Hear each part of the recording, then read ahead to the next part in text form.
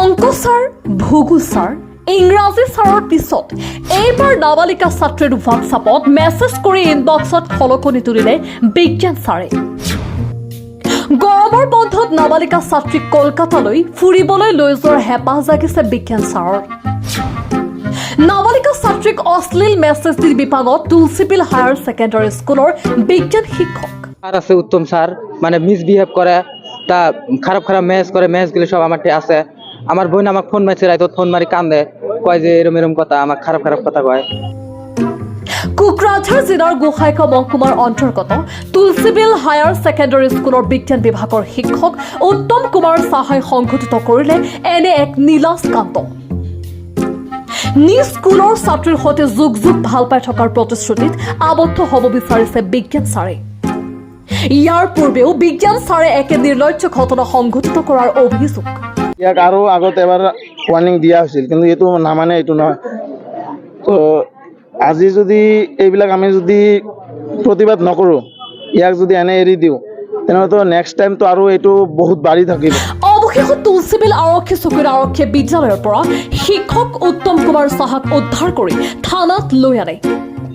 মাষ্টৰটো science teacher হয়, class 9ৰ science subject লয়। আৰু এই মেছেজটো কিমান দিন হ'ল তেখেতৰ মাজত চলি আছে?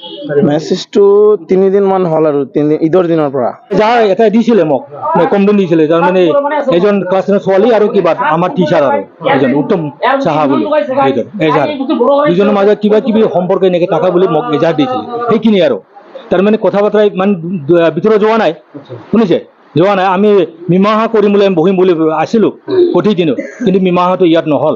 হঠাৎকৈ কোনে গৈ পালে থানাত জানো, নামো নাজানো মই। থানাৰ ওচি মোক মাতিছে যে আপুনি যিজনক তুলসীবিল ইয়াতে শুনিছে, তেখেতে মাতিছে, তাত লৈ আহক বুলি। সেইখিনি আৰু এতিয়া কিমান সময় হ'ল এই শিক্ষকজন আপোনাৰ ইয়াতে বহি আছিলে? 10টা নে 10:30 তেনেকৈ বজাৰ পৰা। আজি এতিয়া ক'বলৈ গ'লে 2:30 বাজে, 4-5 ঘণ্টা আপোনাৰ আওতাত আছিলে। আপুনি থানাত ইনফৰমেশ্যন কৰিছিল নেকি? নাই নাই নাই, কোনো কৰা নাই, মই যোগাযোগেই কৰা নাই। আপুনি এইজন ক'বলৈ গ'লে নিৰাপত্তা মানে আমাৰ মিটিং কোন বহিব লাগিছিল, শুনিছে, চব কিবা ABMC, বেংগলী ফেডাৰেশ্যন আৰু আমাৰ SMDC সেইবিলাকো মাতিছিলোঁ মই, কিন্তু এতিয়ালৈকে আহি পোৱা নাছিল। সেইকাৰণে আমি ৰখি আছিলোঁ।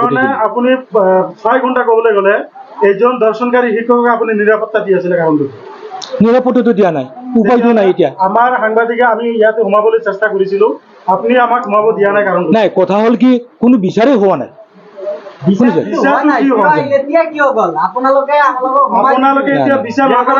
কথা কাটিয়ে হৈছে, শুনিছে। এতিয়া কোনে কোন গ'ল থানাত হয়তো ক'ব নোৱাৰোঁ মই। থানাৰ ওচি মোক মাতে, আপুনি এইফালে আহক বুলি। কিয় ক'লে মইতো নাজানো এইটো বস্তুটো।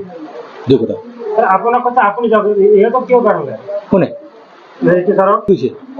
আপুনি এতিয়া ক'লে যে আংশু বা সকলোকে মাতিছিলোঁ। হয় হয় হয় হয়, আমালোকে দেখি পাইছো যে তেওঁলোকে আহিছিল। মানে স্যাৰ একচুৱেলি ঘটনাটো আপুনি গাপ দিব বিচাৰিছিল? নাই নাই নাই নাই, কেতিয়াও নহয় নহয়।